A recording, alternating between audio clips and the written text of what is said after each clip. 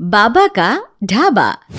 शहर के घंटाघर के पास एक बूढ़ा बूढ़ी एक छोटा सा ढाबा चलाते थे। दोनों एक दूसरे का सहारा थे और किसी तरह अपना पेट पाल रहे थे, लेकिन महंगाई ने उनका जीना मुश्किल कर दिया था। आज सुबह से सिर्फ 2 ग्राहक आए हैं और शाम के 5 बज गए हैं। कुछ समझ में नहीं आ रहा कि क्या करें। वो सब कह रहे हैं कि बाजार में मंदी आ गई है, इसीलिए सबकी गिराई नहीं चल रही। अरे बुढ़ापे में पैसों के लिए इतनी मगजमारी करनी पड़ रही है। अभी तो हाथ पैर चल रहे हैं तो काम धाम हो जाता है, बिस्तर पर आ गए तो पता नहीं कैसे चलेगा। बेटा बेटी सब छोड़ के चले गए हमको, बस गरीबी ने नहीं छोड़ा। भगवान के घर देर है अंधेर नहीं, सुनते सुनते हमारी आंखों में अंधेरा छा गया। कल भी बचा हुआ खाना कुत्तों को देना पड़ा था, आज भी यही करना पड़ेगा। रोज की तरह आज भी ग्राहकी नहीं हुई थी। रात को बाबा और अम्मा सड़क किनारे बने अपने ढाबे में ही सो जाते हैं। अगले दिन सुबह सुबह ही एक ग्राहक आ जाता है। बाबा जरा एक चाय और एक कचौरी तो देना। जी भैया, अभी गर्मा गर्म कचौरी तल के दे रहा हूँ। एक ही चाहिए बेटा? आपके साथ आई मैडम जी नहीं खाएंगी क्या? नहीं नहीं, मैं ये सब रोड की चीजें नहीं खाती हूँ, आप इन्हें ही खिला दो। और जल्दी करो ना, रितेश मूवी जाने के लिए लेट हो रहा है। अरे बाबा, लाल चटनी ज्यादा डालना। हाँ। लेकिन उसके बाद फिर पूरे दिन कोई ग्राहक नहीं आता और फिर से सारा खाना वेस्ट हो जाता है। ये सिलसिला कई दिनों तक चलता है और तभी एक दिन एक लड़का वहां अपना मोबाइल लहराते हुए पूछता है, हेलो दोस्तों, कैसे हैं आप सब? ठीक ही होंगे, मैं भी ठीक हूँ। और आज हम हैं किशनगंज के बाबा के ढाबे पर। चलिए देखते हैं कि बाबा क्या क्या बनाते हैं। बाबा, तो आज क्या खास बनाया है आपने? अरे भैया जी, आज ये समोसे बनाए हैं, कितने बांध दूं आपको? हाँ भैया जी, लाल चटनी के साथ बहुत अच्छे लगेंगे, ले लीजिए ना। ये देखिए दोस्तों, समोसे को बांध कर दिखा रहे हैं और ये लाल चटनी को देख के तो मुंह में पानी आ गया। आज तो मजा आ जाएगा, आइए चखते हैं दोस्तों। लड़का समोसा चखते ही तारीफों के पुल बांध देता है। वाह वाह वाह, मजा आ गया, इतना अच्छा समोसा मैंने तो कभी नहीं खाया। आपको यहाँ जरूर आना चाहिए और ये समोसा जरूर खाना चाहिए।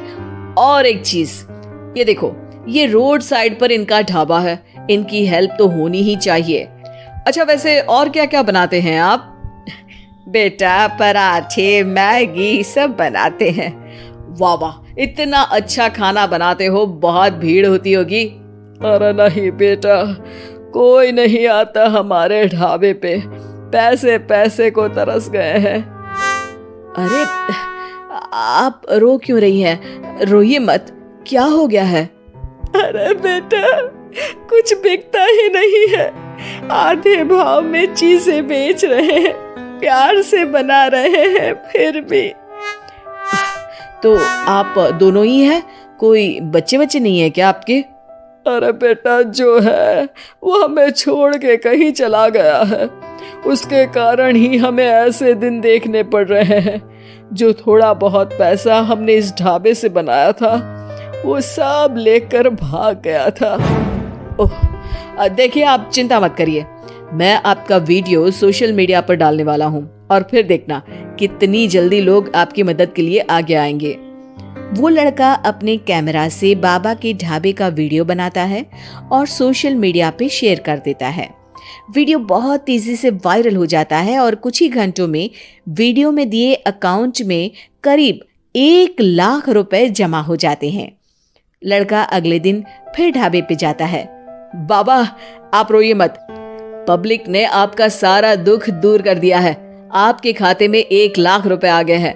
अब टेंशन लेने की कोई बात नहीं है, टेंशन भूल जाइए और मजे कीजिए। अरे बेटा, तुम्हारा हम कैसे धन्यवाद करें, तुम्हारे कारण इस दुकान पर आज इतनी भीड़ लगी है, वरना हम दोनों ने तो उम्मीद ही छोड़ दी थी।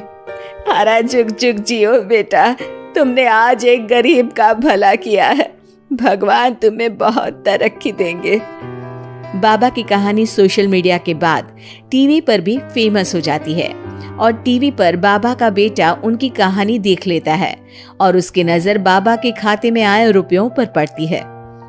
1 लाख रुपया, वो भी एक दिन में? अरे ऐसा ही चलता रहा तो ये दोनों तो करोड़पति हो जाएंगे और मैं ऐसा ही रह जाऊंगा। लगता है यही समय है इनके पास वापस जाने का। 2-3 इमोशनल डायलॉग चिपका दूंगा, दोनों मान जाएंगे। और ये देखकर बाबा का बेटा उनके पास वापस चला जाता है।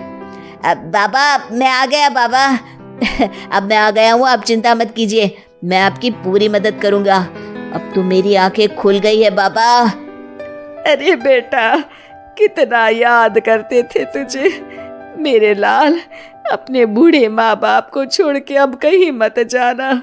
अरे नहीं नहीं माँ, तब तो मेरी मजबूरी थी, लेकिन अब नहीं, मुझे माफ कर दीजिए माँ बाबूजी।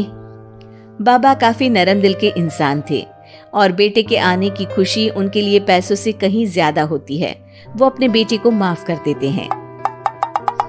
बेटा, हम तो कुछ साल में बचेंगे भी या नहीं कोई भरोसा नहीं, लेकिन तू मेहनत करके ये ढाबा चलाना, और इसलिए आज से मैं ये ढाबा और ये पैसे तेरे नाम करता हूँ। अब हमारी तो उम्र हो गई है, अब तू काम करना और हम घर बैठकर खाएंगे। ये कहकर बाबा सारा पैसा अपने बेटे को दे देते हैं और आराम से अपनी पत्नी को लेकर अपने पुराने घर चले जाते हैं। ढाबे पर काफी भीड़ बढ़ती है। कुछ दिन में ही बेटा काफी पैसे कमा लेता है। एक दिन जब व्लॉगर लड़का वहां पहुंचता है तो देखता है ढाबा बंद है। वो बाबा के पास जाता है। अरे बाबा, आपने अपना ढाबा क्यों बंद कर दिया? ढाबा बंद नहीं तो? वो लोग वहां जाते हैं तो पड़ोसी बताते हैं कि ढाबा तो पिछले 4 दिन से खुला ही नहीं। बाबा ढाबे को अपने पास रखी चाबी से खोलते हैं तो देखते हैं कि ढाबे में एक बर्तन तक नहीं है। बाबा सर पकड़कर बैठ जाते हैं। हमारे बेटे ने हमें फिर से बर्बाद कर दिया। पर हमारे पास तो वापस बर्तन खरीदने तक के पैसे नहीं है। बर्तन भी बेचकर खा गया होगा नालायक। बाबा आप चिंता मत करो, आप काफी फेमस हो, लोग फिर से आपकी मदद कर देंगे। बस इस बार अपने बेटे को दूर रखना ढाबे से। अब की बार बाबा ढाबे पे एक बोर्ड लगवाते हैं जिस पर लिखा है सिर्फ बाबा का ढाबा। ये सिर्फ क्यों लिखवाया है जी? ताकि अपने बेटे को पता चले कि ये सिर्फ उसके बाबा का है, उसके लिए अब यहाँ कोई जगह नहीं।